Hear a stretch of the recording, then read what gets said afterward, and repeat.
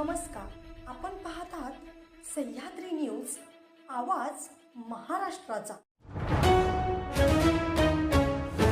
मिरजेत 300 kilo गांजा जप्त, 1,75,00,000चा मुद्देमाल हस्तगत। स्थानिक गुन्हे अन्वेषण शाखेनं मिरज पंढरपूर मार्गावर मोठी कारवाई करत 300 किलो गांजा जप्त केलाय। या कारवाईत कंटेनर आणि मोबाईलसह सुमारे 1,75,10,00,000 रुपयांचा मुद्देमाल हस्तगत करण्यात आला असून कंटेनर चालक मंगेश प्रकाश मोरे वय 46 राहणार बोरजाईवाडी तालुका कोरेगाव जिल्हा सातारा याला अटक करण्यात आली आहे।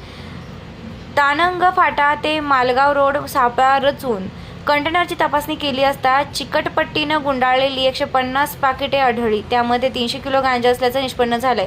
हा गांजा ओडिशातून आणून पुणे जिल्ह्यात विक्रीसाठी नेला जात असल्याची प्राथमिक माहिती समोर आली आहे। तस्करी मागील इतर आरोपींचा शोध घेण्यासाठी तपास सुरू आहे। सांगली जिल्ह्यामध्ये एक चांगली ड्रग्सची कारवाई झालेली आहे। यांच्यामध्ये LCV तर्फे एक गांजाचे कन्साइनमेंट ज्यांच्यामध्ये 300 kg गांजा आहे हे जप्त करण्यात आलेलं आहे।